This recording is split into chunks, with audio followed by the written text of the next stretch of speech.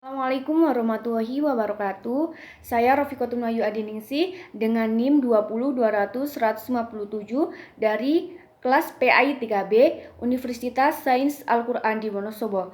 Di sini saya akan coba memaparkan sedikit materi dari mata kuliah strategi dan metodologi pembelajaran. Materi yang pertama adalah pengertian prinsip-prinsip dan kegunaan mempelajari strategi dan metodologi pembelajaran pendidikan agama Islam. Dan materi yang kedua adalah strategi dan metodologi pembelajaran dalam kurikulum 2013.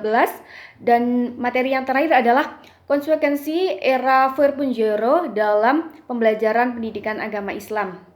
Dan materi yang pertama adalah pengertian prinsip-prinsip dan kegunaan mempelajari strategi dan metodologi pembelajaran pendidikan agama Islam. Strategi pembelajaran adalah kegiatan yang dilakukan guru untuk memfasilitasi atau guru sebagai fasilitator peserta didik agar tujuan pembelajaran dapat tercapai.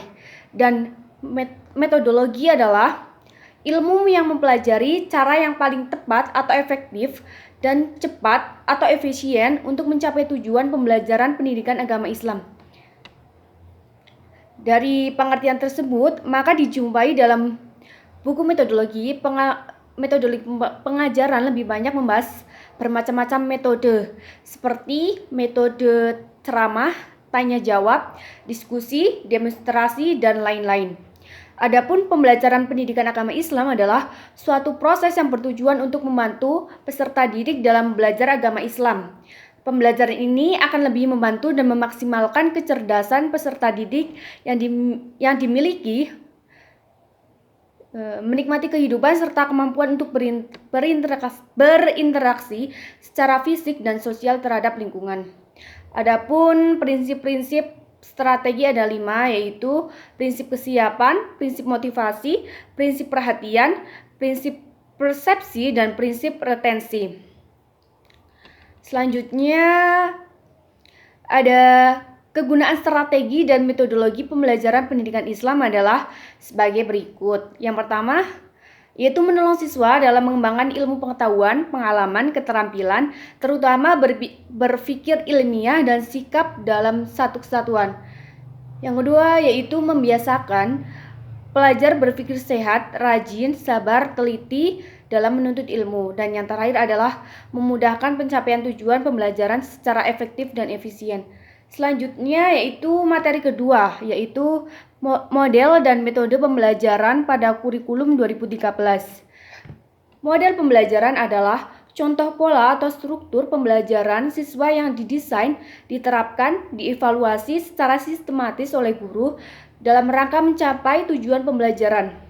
Dalam pengertian lain, model pembelajaran adalah suatu contoh bentuk pembelajaran yang tergambar dari awal sampai akhir pembelajaran yang disajikan secara khas oleh guru di kelas. Adapun contoh-contoh model pembelajaran, yang pertama ada pembelajaran inquiry atau inquiry based learning, dan yang kedua ada pembelajaran discovery atau discovery learning, yang ketiga ada pembelajaran berbasis project atau project basic learning, dan yang terakhir ada pembelajaran berbasis permasalahan atau problem based learning, atau yang dikaitkan dalam pendekatan scientific 5M, yang dijelaskan sebagai berikut. Yang pertama yaitu model inquiry learning. Adapun langkah-langkahnya adalah yaitu dengan observasi atau mengamati. Dan yang kedua ada mengajukan pertanyaan tentang fenomena yang dihadapi. Yang ketiga mengajukan dugaan. Yang keempat mengumpulkan data. Dan yang kelima adalah merumuskan kesimpulan. Dan yang kedua ada model discovery learning, yaitu yang pertama memberikan stimulan, yang kedua mengidentifikasi masalah, yang ketiga ada mengumpulkan data, yang keempat ada mengolah data, yang kelima ada memverifikasi, yang keenam ada menyimpulkan. Yang ketiga ada project based learning. Langkah pembelajaran dalam project based learning adalah sebagai berikut. Yang pertama yaitu menyiapkan pertanyaan atau penugasan project. Yang kedua, mendesain perencanaan proyek. Yang ketiga, menyusun jadwal sebagai langkah nyata dari sebuah proyek. Dan Selanjutnya yaitu memonitor kegiatan dan perkembangan proyek. Yang kelima, menguji hasil. Yang keenam, mengevaluasi kegiatan atau pengalaman. Yang selanjutnya yaitu problem basic learning. Model pembelajaran ini bertujuan merangsang peserta didik untuk belajar melalui berbagai permasalahan nyata dalam kehidupan sehari-hari, dikaitkan dengan pengetahuan yang telah atau akan dipelajarinya. Adapun metode pembelajaran adalah cara yang digunakan dalam proses pembelajaran sehingga diperoleh hasil yang optimal. Adapun berbagai metode pembelajaran yang dapat digunakan pendidik dalam kegiatan pembelajaran antara lain adalah metode tanya jawab, dan yang kedua ada metode karya wisata, yang ketiga ada metode demonstrasi, yang keempat ada metode diskusi, yang kelima ada metode pemberian tugas dan resitasi, yang keenam ada metode proyek. Selanjutnya ada aspek penilaian dalam kurikulum 2013.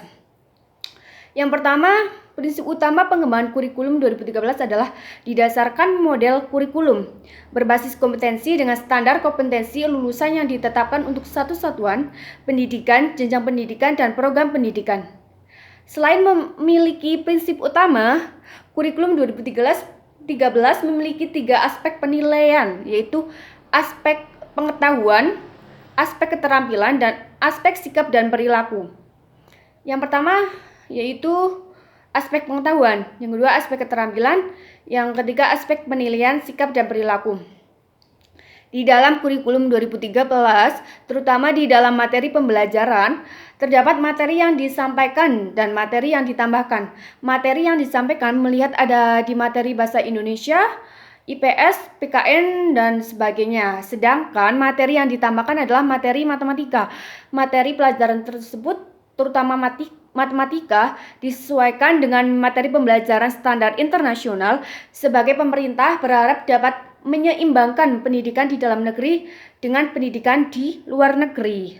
Adapun proses pembelajaran kurikulum 2013 itu dikembangkan atas prinsip pembelajaran siswa aktif melalui kegiatan mengamati, melihat, membaca, mendengar, menyimak, menanya, yaitu lisan, tulis, menganalisis, atau menghubungkan, menentukan keterkaitan, atau membangun cerita atau konsep. Dan yang terakhir ada mengkomunikasikan, seperti lisan, tulis, gambar, grafik, tabel, dan chart, dan lain-lain.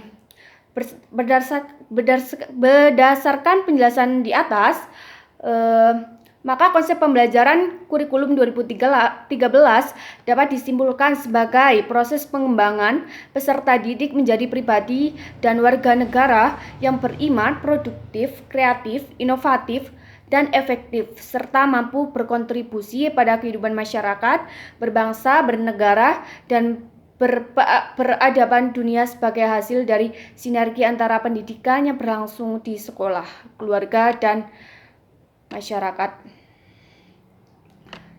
Adapun prinsip pembelajaran kurikulum 2013 yaitu peserta didik difasilitasi untuk mencari tahu. Peserta didik belajar dari berbagai sumber belajar dan proses pembelajaran menggunakan pendekatan ilmiah, pembelajaran berbasis kompetensi, pembelajaran terpadu, pembelajaran yang menekankan pada jawaban divergen yang memiliki kebenaran multidimensi, pembelajaran berbasis keterampilan aplikatif, dan peningkatan keseimbangan, kesinambungan, dan keterkaitan antara hard disk dan soft skill, pembelajaran yang mengutamakan pembudayaan dan pemberdayaan peserta didik sebagai pembelajar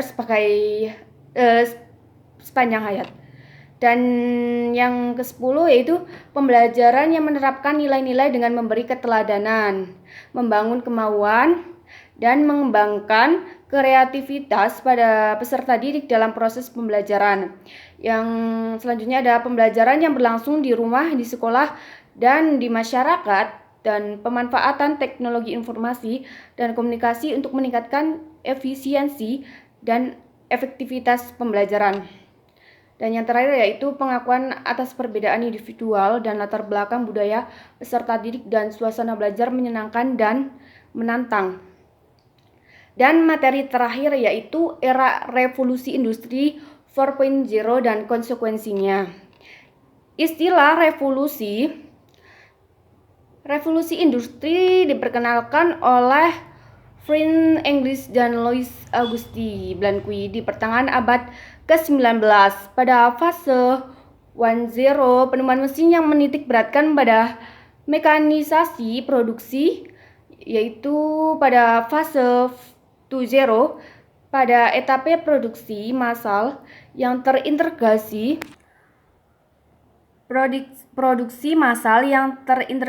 dengan quality control dan standarisasi. Fase 3.0, keseragaman massal yang bertumpu pada integrasi komputerisasi, dan selanjutnya fase 4.0 yaitu digitalisasi dan otomatisasi perpaduan internet dengan manufaktur.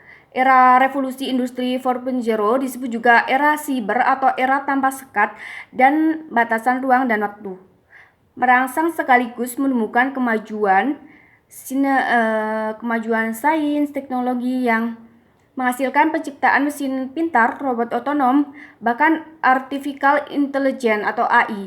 Era ini banyak memberikan kesempatan baru dalam segala bidang dan sekaligus melahirkan tantangan-tantangan yang menghasilkan penciptaan mesin pintar, robot otonom, bahkan yang tadi dijelaskan yaitu artificial intelligence AI, dan yang kompleks dan sulit, sehingga menuntun kualitas sumber daya manusia yang menguasai ilmu pengetahuan dan juga dapat memecahkan masalah-masalah dalam kehidupan masyarakat.